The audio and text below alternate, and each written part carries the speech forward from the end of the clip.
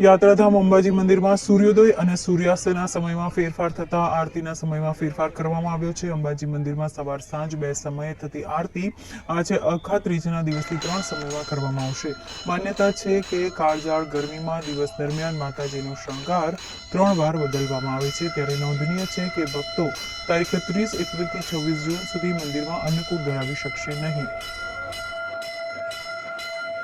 માન્યતા છે કે કાળઝાળ ગરમીમાં દિવસ દરમિયાન માતાજીનો શણગાર 3 વાર બદલવામાં આવે છે। ત્યારે નોંધનીય છે કે ભક્તો તારીખ 30 એપ્રિલથી 26 જૂન સુધી મંદિરમાં અન્નકૂટ ધરાવી શકશે નહીં।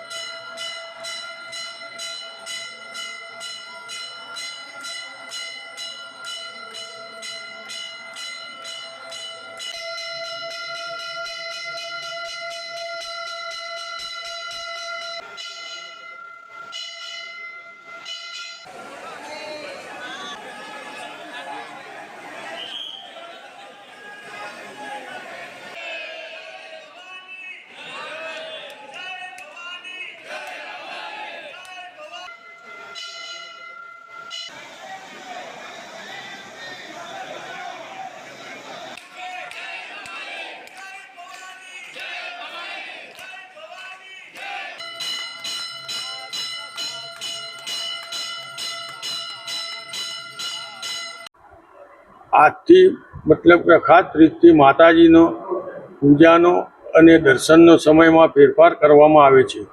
કારણ કે ગ્રીષ્મ ઋતુ એટલે ઉનાળાની ઋતુની અંદર માતાજીને સવાર બપોર સાંજ 3 ટાઈમ સ્નાન વિધિ અને પૂરેપૂરો શણગાર બદલવામાં આવે છે, જેથી કરીને બપોરે રાજભોગના સમયની અંદર ફેરફાર થાય છે। રાજભોગનો સમય 11:30ના બદલે બપોરે 11:15 મંદિર બંધ થઈ માતાજીની પૂજા ચાલુ થાય અને રાજભોગ 12:30 રાજભોગ લાગે અને પછી આરતી શરૂ થાય છે। સાંજની આરતી રાબેતા મુજબ 7 વાગ્યાની જ હોય છે, પરંતુ આ બપોરની વિશેષ પૂજાના કારણે મંદિરના સમયની અંદર ફેરફાર કરવામાં આવે છે। આરતી ત્રીજા સમય એટલે બપોરે આરતી શા માટે વધારવામાં આવે?